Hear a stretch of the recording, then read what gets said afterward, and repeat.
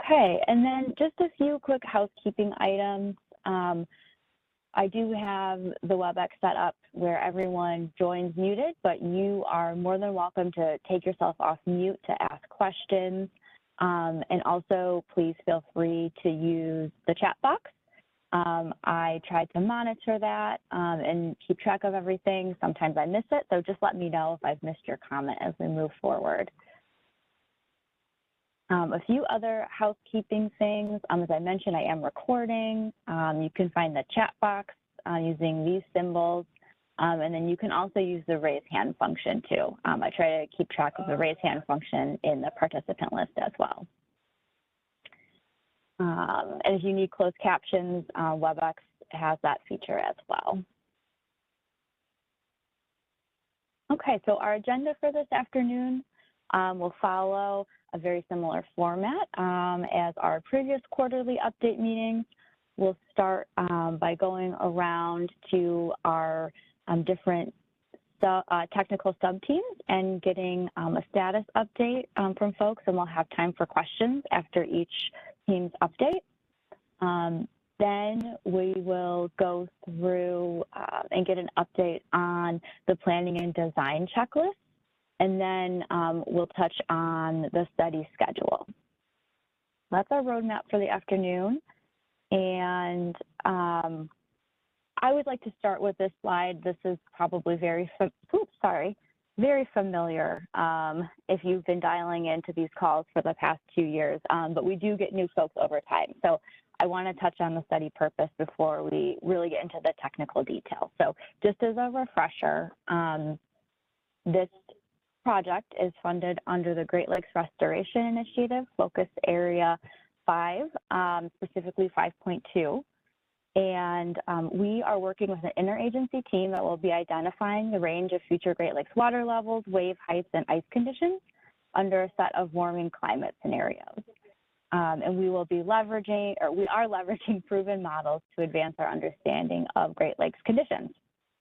And then also to complement the range of future conditions that we are developing, we're also working on providing planning and design checklists that will be made available for stakeholders throughout the basin to use to design more resilient coastal projects.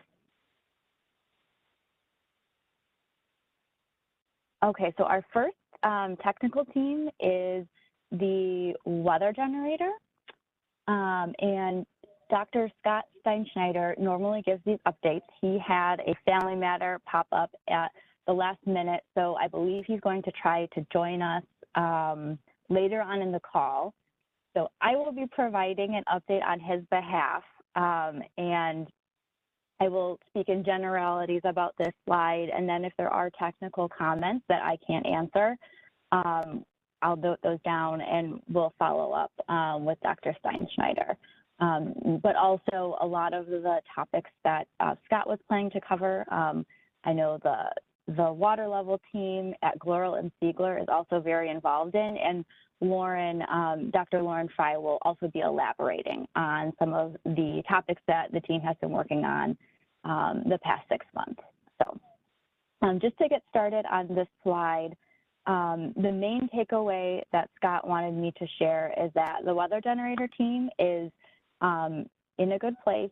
They are pretty much at a spot where they are ready to go with baseline runs, and then subsequently the climate condition runs. As you can see here in the completed work bullet points, the team has selected the meteorological forcing data sets in coordination with our water level modeling team, as I mentioned. The weather generator team has done a number of test runs and some tweaking and troubleshooting, model calibration, and they feel like the model is in a really good place. It's producing good results. However, during the testing, there was an issue that was identified by the team, not specifically with the generator model itself, but with the underlying forcing data, such as the cloud cover, wind speed, air temp, and dew point, just some funny things that they were noticing in the data. So the weather generator team has been working very closely with the water level team at the Corps of Engineers Detroit District, NOAA GLRI, and CGLR to identify the best path forward for correcting those biases. And that gets to the bullet points in the ongoing work section, which I believe Lauren will be elaborating on and providing some preliminary results and update on all of the work that they've been doing there. Let's see, did I miss anything? And then, oh yes, so next steps. So once the forcing data bias can be corrected, we will move forward and do the baseline runs. And then after that, we'll do the climate runs. And so where we're at with selecting the climate scenarios, we're at the beginning stages. Scott's lab at Cornell has summarized the range of projected mean and temperature and precipitation in the Great Lakes using the CMIP6 data ensemble. And this is going to be the starting point for where the team will select which climate scenarios to be run through the weather generator. So I'm going to pause there and see if we have any questions from the audience.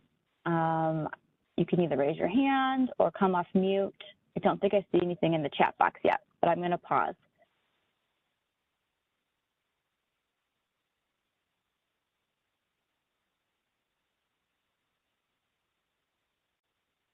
Okay. Seeing none and hearing none, I think we'll move on, and I will introduce Dr. Lauren Fry from NOAA GLRI and pass it over to you, Lauren.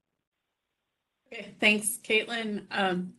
Yeah, so I'm Lauren Fry. I'm at NOAA Great Lakes Environmental Research Laboratory in Ann Arbor, and I'm actually going to talk about work that's being done by two teams that are kind of encompassed in this whole water level modeling slide. So the teams are kind of separated by like the blue and green boxes in this diagram.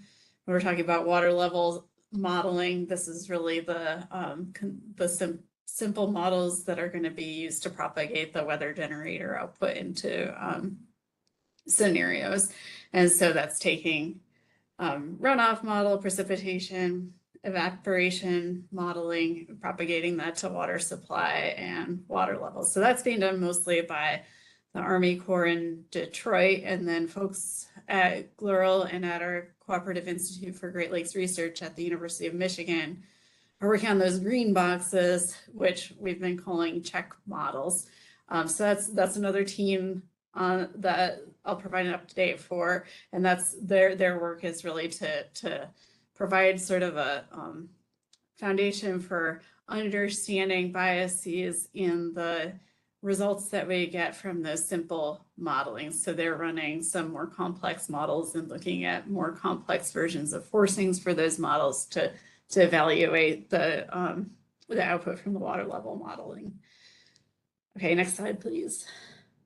So we'll start with the water level modeling team, which again is propagating will be propagating the weather generator output to precipitation runoff, evaporation estimates, and net basin supply. So a lot of the early work was in developing the workflow for propagating those weather generator inputs into those net basin supply components and ultimately water levels. The workflow is kind of separated between the upper lakes through Lake Superior through Lake Erie, and then Lake Ontario separately, just because of the need to represent the regulations separately on those two lakes. So the workflow is developed and tested for the upper lakes.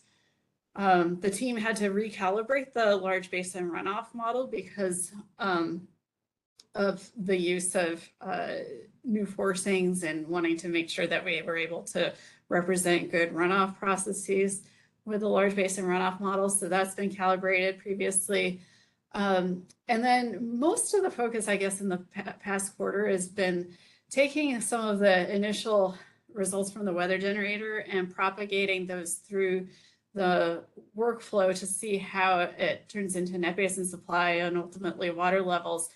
And that's in order to really help refine the forcings, providing feedback to the weather generator team to, say, okay, these forcings are looking good after we propagate them through the weather generator or not. So they've gone through some iterations of that. I also note that we're continuing iterations of that process in the ongoing work, and I'll show a couple results to explain a little further. And then the other ongoing work is to complete the workflow for that Lake Ontario component. And then once everything's set up, we'll be able to begin baseline simulations and then climate scenario simulations. Go ahead to the next slide. Okay, so Caitlin talked about it, and I talked about it, how one of the things that we're doing is looking at how the forcings may be impacting the net basin supply and water levels that we're getting from that water level modeling. So here's just an example of that, and I'll walk you through the graphic. So these are box plots of the annual mean water level for Lake Erie using different input data for net basin supply. So on the left, that's actually just the actual water levels, so distribution of actual water levels, I think from like 1948 to 2020. The next one, the RNBS, is the water levels that result when you propagate the residual net basin supply through the routing and regulation model to get water levels. Now, the residual net basin supply, we tend to think of as the closest thing we can do to approximate the actual net basin supply, because it's computed as a residual in the water balance from the change in water levels from month to month and the inflows and outflows, which we can measure those things. So it's kind of what we think of as the most close thing to observed residual net or observed net basin supply that we can get. You can see it doesn't really match the actual water level, and that's because of as we get down to Lake Erie, any uncertainties even in that residual net basin supply and the routing model itself can propagate downstream. So we're thinking of that RNBS column as kind of like the best that we will be able to do using this approach of propagating net basin supplies in terms of like closest to observations. So the next one, the one that's titled WG input number 1, that's the first iteration that we got from the weather generator. So Zoe at Army Corps, she propagated that output through the water level modeling framework and got that distribution of Lake Erie levels from those forcings. So we saw that, we said, well, something's going wrong. The water levels are the full distribution is much higher than we wanted it to be. So we've been working with the weather generator team, the water level modeling team, and the tech modeling team to see how we can address those issues, which we have determined to come from the forcings into those modeling frameworks. So can you go to the next slide, please? So this yellow box is sort of a first take at that.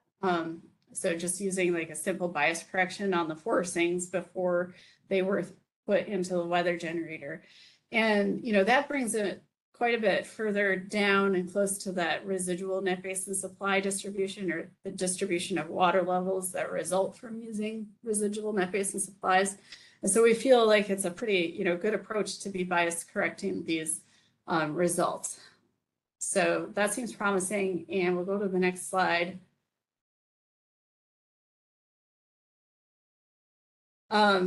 So yeah, this kind of brings me then into the check modeling. I'm kind of blending the two teams' work because we've been working so much together. And so I'm going to transition into the check modeling team. We'll come back to those forcings. But the check modeling team has been working with an existing run of the more computationally complex lake model, FVCOM sea ice, using NAR forcings, a more complex gridded product than the station-based product that the water level modeling team uses. And through that work, they identified and attributed the biases in the LLTM, the that more simplistic modeling framework that were really due to forcings for evaporation, and then also biases in the ice cover that we'll talk about later that result from the representation of ice freeze and thaw in the model. And along with that, I'll just note that we have one team member who's working diligently one watershed at a time to do a similar comparison in runoff using the computationally complex WRF-Hydro model compared to LBRM. So she's working through that data, and I'll show you some initial results. So the ongoing work there is that we're continuing to work on this forcings bias issue alongside the weather generator and the water level team. We're working to address the LLTM ice parameterization issue. The LLTM is the large lake thermodynamic model, which is the simple model that the water level team uses. We're starting to compare results as they come in between the more computationally complex WRF-Hydro model and the large basin runoff model, which is this more simple lumped model. And along with that, one of the postdocs working with us is working on identification of future climate scenario forcings that we can use to go to further more computationally complex models to kind of provide a comparison to the simple models for some of those scenarios of climate change.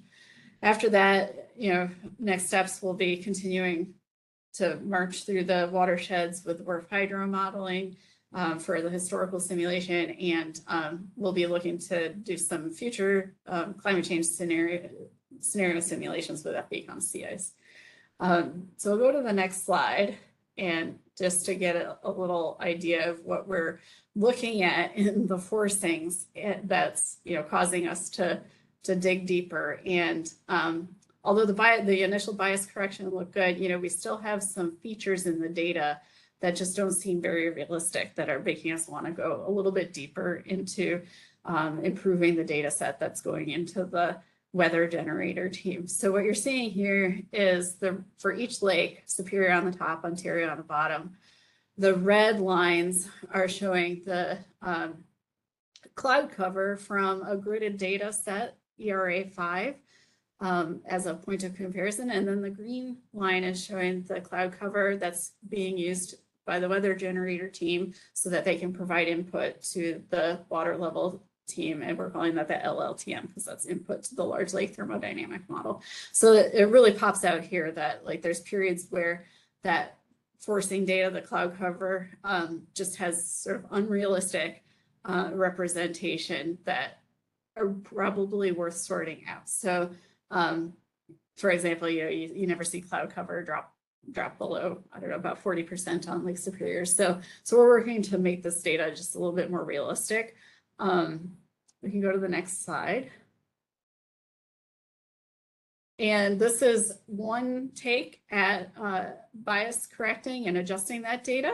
So we're still working to refine this, and each data set will need to propagate through the water level team's workflow to see how that looks. And so it's going to be an iterative process, but we're looking at using periods of good data to adjust for periods of what we're calling bad data, if there's unrealistic representations of forcings. So ultimately, we're hoping that the weather generator can then have something that's more realistic and carries less bias than the input that they're currently using. So that is ongoing. I think I have another slide. Yep, I think this is the last slide, and I just wanted to show this to just show that we're proceeding with that WRF-Hydro modeling to provide that computationally complex counterpart for the large basin runoff modeling. And so here's just example results that we're looking at. So this is for a basin in southern, that's going into the southern Lake Michigan. And the red line on the graphic on the right is the observation at the most downstream gauge.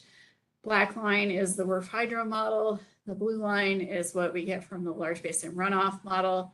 And this looks pretty good. I'll note they don't all look this good, but we're looking at things like cumulative runoff, both over space and time, particularly so that we can understand influence of those biases on a water balance kind of basis. So we continue to work on that. And so we'll keep providing updates on that in future meetings. I think that's all I have, Caitlin. Yep. Thanks, Lauren. I'm going to take this opportunity to pause and let folks come off mute or raise their hand if there were any questions. I know that that was a lot of really technical information, but we've been working on a lot of different things. So thanks for summarizing that, Lauren. I'm gonna hold and see if we have any questions.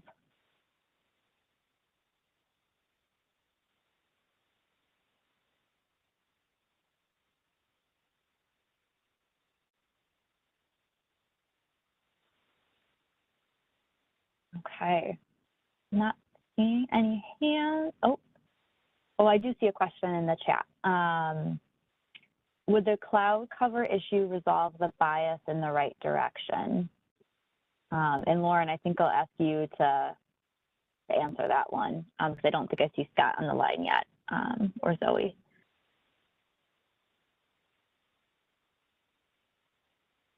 I will unmute. Just like if we look, I don't know if you want to go back to the slide with the 4 box plots.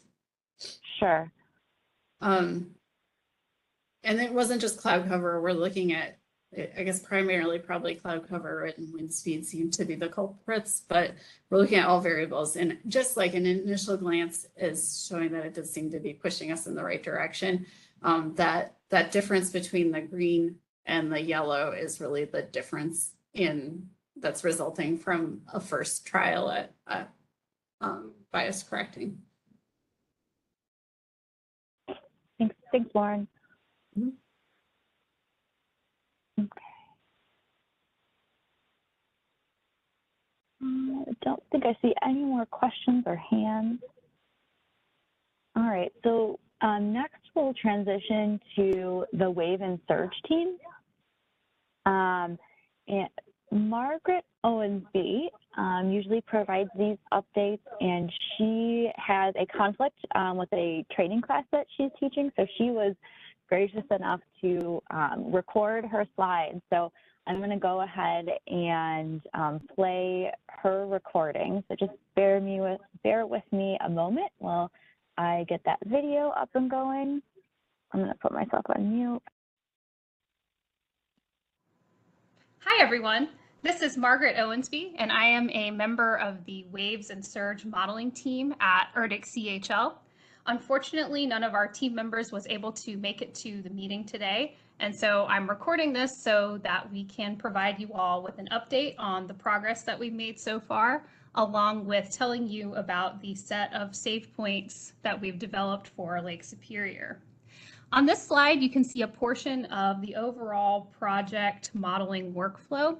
And we've included this portion of the workflow here just to kind of provide some context as to where our work on the Waves and Surge team fits in with the overall project. So we'll be modeling coupled ADCIRC and SWAN models to model wave and surge for each of the Great Lakes.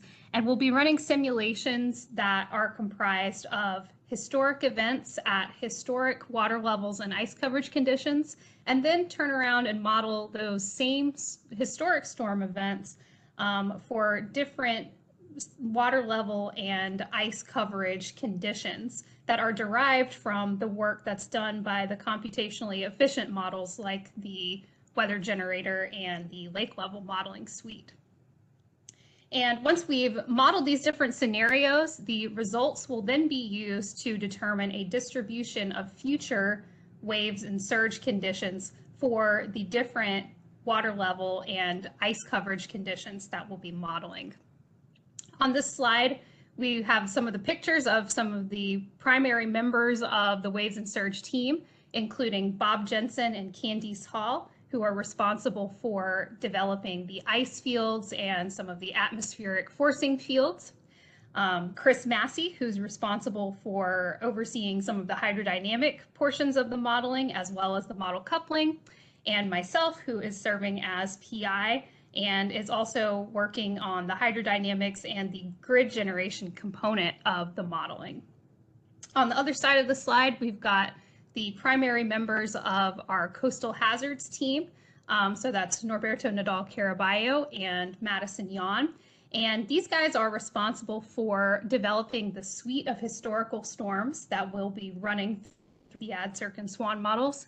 And at the end of the project, when the modeling is completed, they'll also be taking the data that the models generate and conducting statistical analysis on it to provide some of the major output that's going to be generated as a result of this study. And then they will then be uploading that data to the coastal hazard system, which I will talk about a little bit more in just a minute.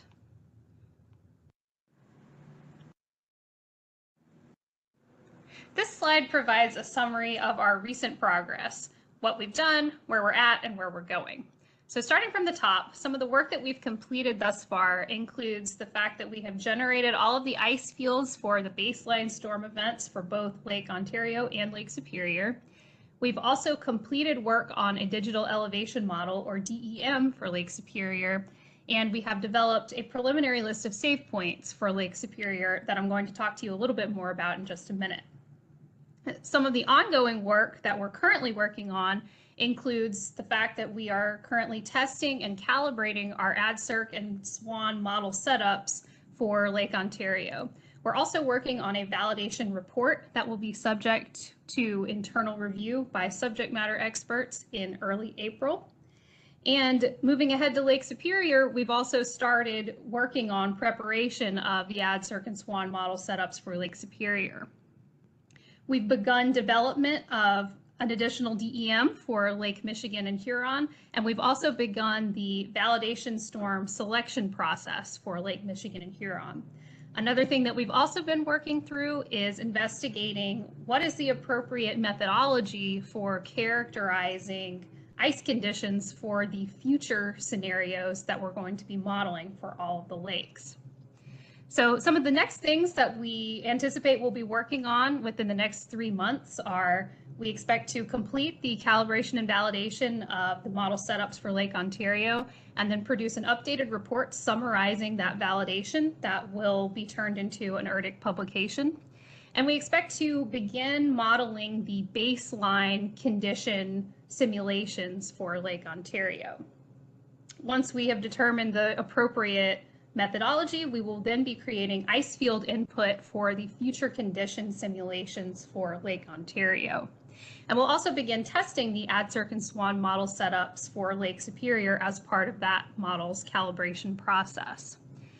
We'll also be generating the wind pressure and ice fields for the validation storms that have been chosen for Lake Michigan and Lake Michigan and Huron, and also evaluating the storm suites to select the baseline storms that will be modeled for Lakes Michigan and Huron.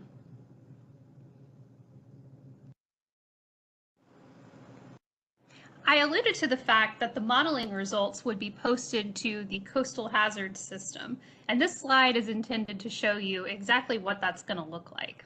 So the link to the coastal hazard system is on the top right of this slide, and this is an open source site that is accessible to anybody, so you can go there and visit and check it out if you like. But when you open it up, you are presented with a map that shows all of the different areas for which data is available from different studies. So you would go in and click on your region of interest, in this case, the Great Lakes, and it'll zoom into the map, and you'll see a variety of different point locations on the map. So at each of those point locations, if you click on them, you'll then be presented with a little menu where you can go and download different types of data related to the modeling from that study. So the data that is available at each of the save points includes peaks and time series of the water levels and wave heights at those locations, as well as statistics related to all of the modeling that was done at those locations. So those statistics would include annual exceedance frequencies or hazard curves, storm probabilities, and potentially other items. So all of this data is available, like I said, and it's open source, and it's made available at the series of save points for each of the model domains. Now, the models that we are running for this study are very computationally expensive, very large, and unfortunately, it's not feasible for us to post the data for every single element node from the model onto the coastal hazard system. But in order to make a good portion of the data available, we select kind of a subset of what we call save point, and it's at those point locations that you're able to access the data on the coastal hazard system. ERDIC is currently putting together a list of locations or save points where data from the numerical models will be included in the coastal hazard system for Lake Superior. So just to reiterate, the type of data that will be published at each save point includes the peaks and time series of the water levels and currents and wave height output data, as well as statistics for each of those locations to include hazard curves, as well as storm probabilities. So we're currently compiling the list of these save points, and this is where we need your help. The Waves and Surge team has put together a preliminary list of approximately 19,000 total save points for Lake Superior, and this list will be sent out to all meeting participants next week. We request that any interested stakeholders review these save point locations and suggest additional points in areas of interest in and around Lake Superior. So the process that we're using for this is pretty much identical to the one that we used for the Lake Ontario save points. So hopefully the slides that I'm showing here can serve as a good refresher for what we're doing with the save points. So you might be wondering, okay, well, where should save points be added? So we ask that you suggest save points pretty much at any location where you would like to see water level and waves data and statistics produced and included in the coastal hazard system at the end of this study. So some potential locations where you could suggest save points include the sites of ongoing or past or future projects in Lake Superior, as well as nearshore areas where lake flooding is a concern. So we also would accept save points at areas of interest along the shoreline. So some of these could include potentially areas that have a high population density, areas that are popular tourist locations, beaches and parks, areas with significant infrastructure, anywhere where it'd be useful to have that water level and waves data. Another common area that we often try to include save points are inside harbors and inlets. Again, another great place where it would be really useful to have this hydrodynamic information. And so if you're looking at these save points and you wonder to yourself, well, maybe I want to add a point here, this would be a great location, but it looks like it's close to a number of other points. I'm not sure if I should add it or not. Well, our advice for you in that case is pretty much when in doubt, add it. We're going to be reviewing all of the save points that are submitted, and we will be kind of going through the set of points and deleting points that are too close to each other based on the model resolution, but we will be placing priority on save points that are suggested by you, the stakeholders. So when in doubt, suggest save points. We are more than happy to incorporate them into our running list. There are two different methods that you can use to suggest additional save points. The first of these is through a GIS interface that will be set up by the Chicago district. A link to this interface will be sent out next week with the email that includes the list of save points. And it's pretty much the same setup that was used for the Lake Ontario save points. You can click on the link and it'll take you to the interface where you'll see a map. And you can zoom in on the map to different locations around Lake Superior and be able to see where the existing save points are located. You can go in and just simply click to add a save point at any location that you want. And then also you can fill out a few little fields below the map to specify some different characteristics of the save points if you like.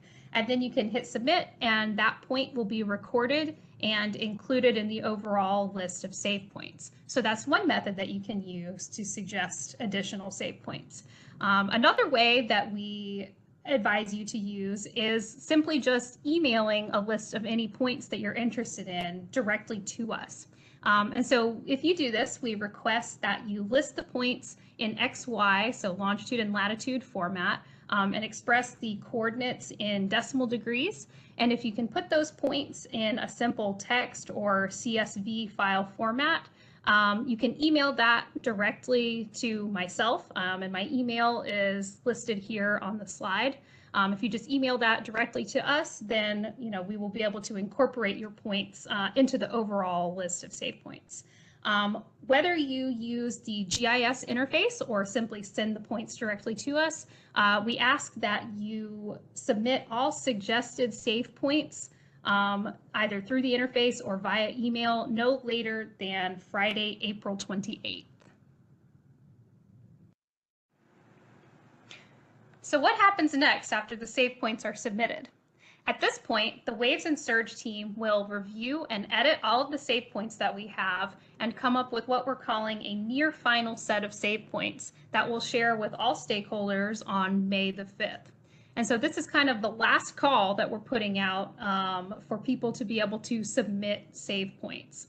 So we ask that all final save points be submitted to us either via the GIS interface or via email by May the 12th in order to be included in the model simulations that we'll be conducting for Lake Superior.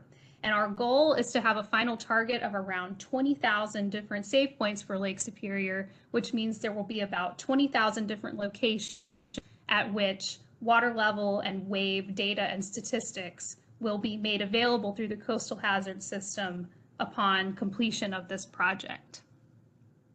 So I appreciate all of you guys' attention this afternoon. And if you have any questions about anything that I've talked about today, please feel free to reach out to me or any other member of the Waves and Surge team, and we'd be more than happy to answer any questions that you might have. Thank you.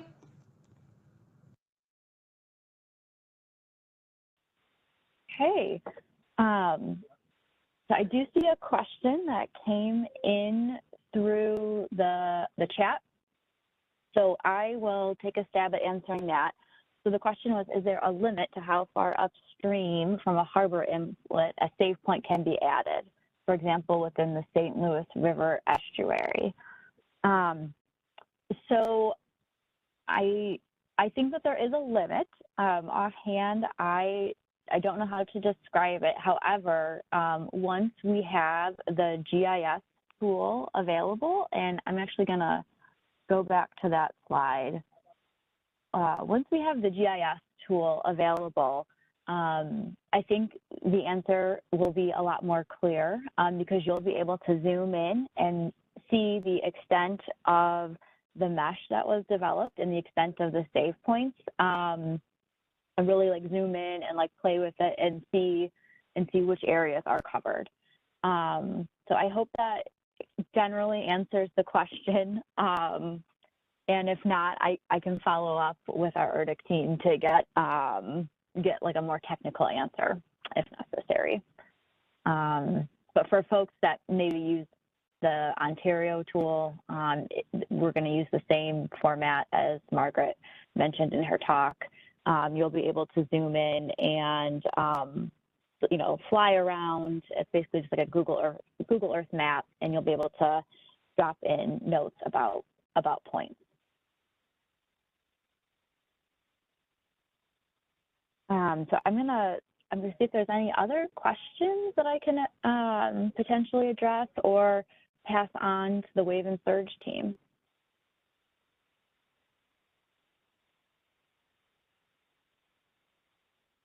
And then I just want to, before we move on, just highlight that last time we talked, we went through Lake Ontario.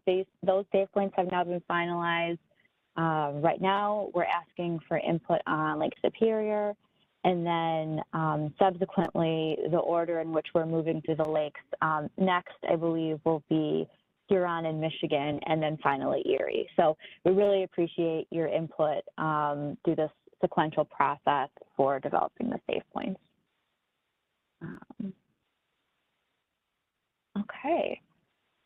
I'm not seeing any other questions or hands raised, so we'll move on to our final technical team update, and I will introduce our USGS Coastal and Marine Science Center colleagues. I think we have EP on the line, and I think I saw Dr. Erica Lentz as well, so thanks for joining us, and I will let you take it away, EP.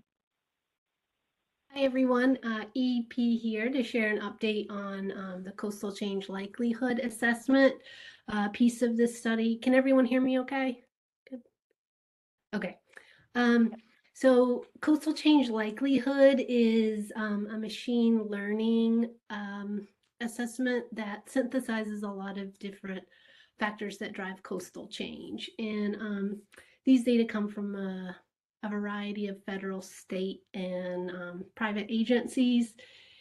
And there's really three main parts to it. And currently we're in part one, which we call the fabric. And the fabric is really, it's a decision tree framework inside of a GIS where we ingest a lot of intrinsic properties of the coastal landscape. And those are data sets like land cover, elevation, and then some landscape specific metrics like dune height or marsh health indices where they're available.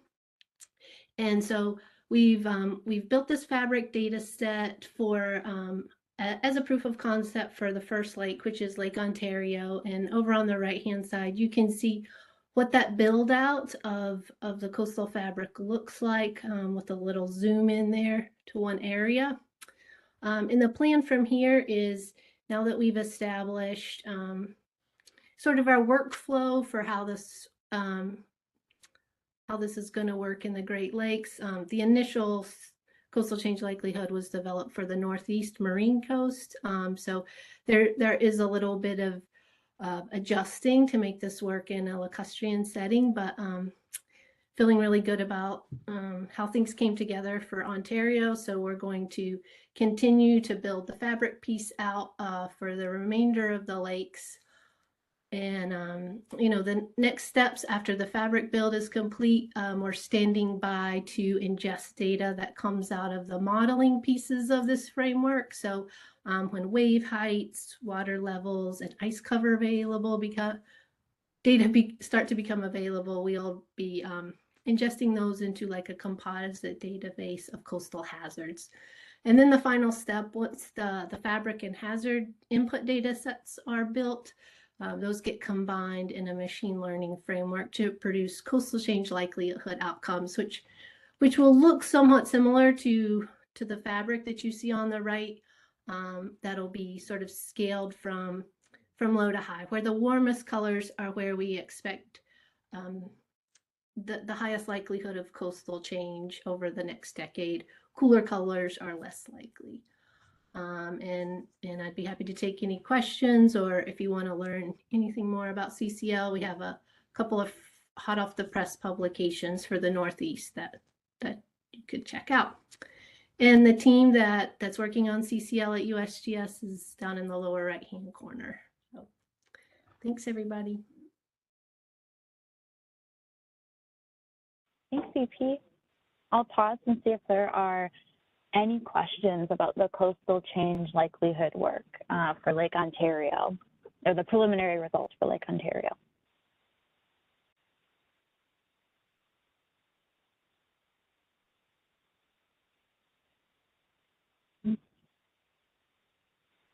Okay.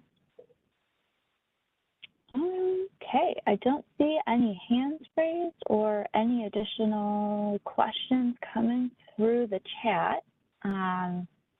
So yeah, thanks EP and Erica for being on the call today and sharing an update.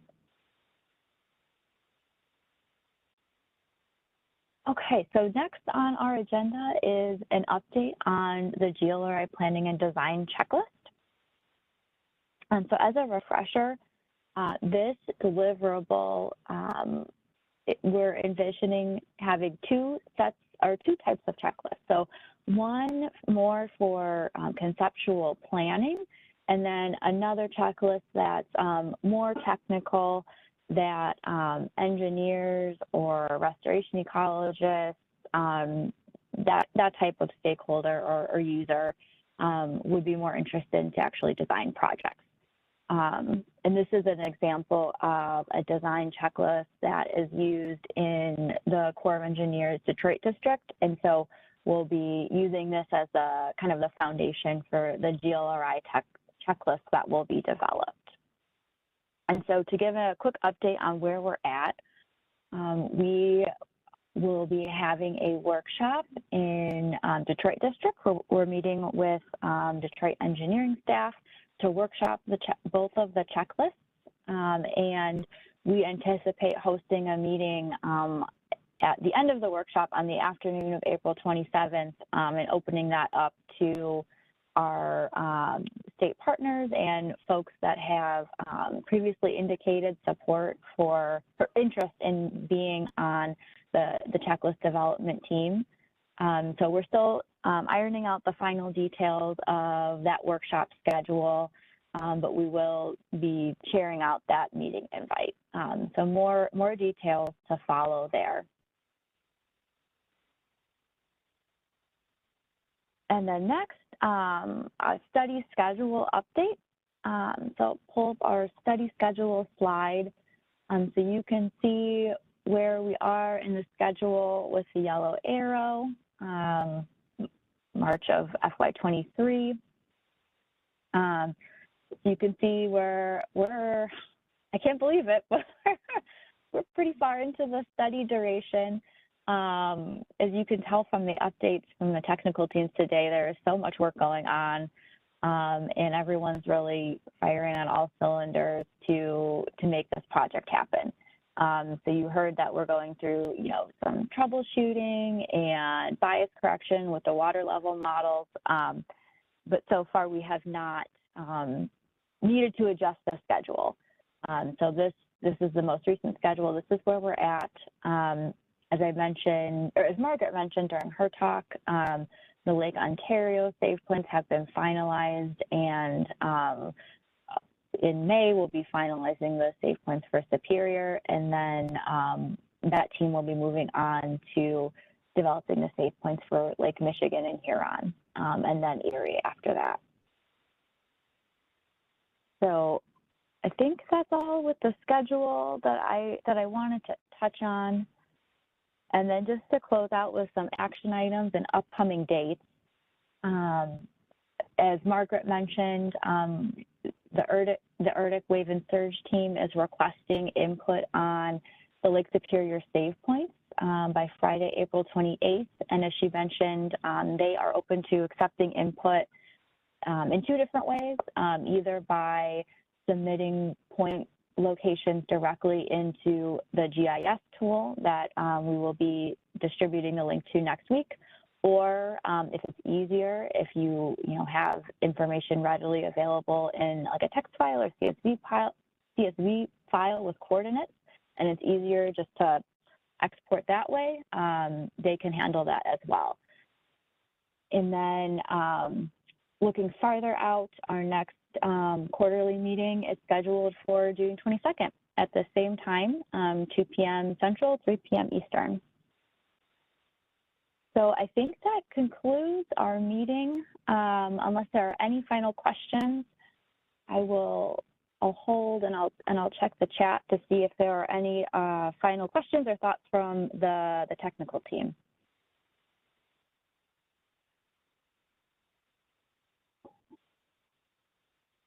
Okay, hearing none, seeing none, I just want to thank you so much for your time this afternoon.